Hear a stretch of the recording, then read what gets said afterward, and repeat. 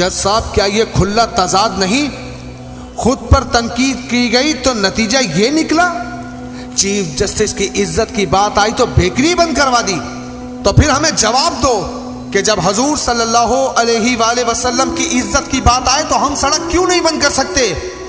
Soft where update ہونے سے پہلے تو فائز کہتا تھا اپنی چار دیواری میں قادیانی جو مرضی کریں، اب بیکری والے نے بھی اپنی چار دیواری میں ہی تم پر لعنت بھیجی ہے تو بیکری کیوں سیل کروا رہے ہو؟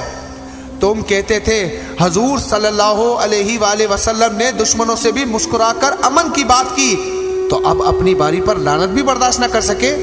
تم تو کہتے تھے کہ تم بھی عاشق رسول ہو، تو اب حضور صلی اللہ علیہ وآلہ وسلم کی سنت پر عمل کرتے ہوئے معاف کیوں نہیں کر رہے؟ بس ثابت ہوا کہ وہ محض تیری ہوائی باتیں تھی، تیرا معیار اپنے لیے اور ہے جبکہ نبی علیہ السلام کے لیے اور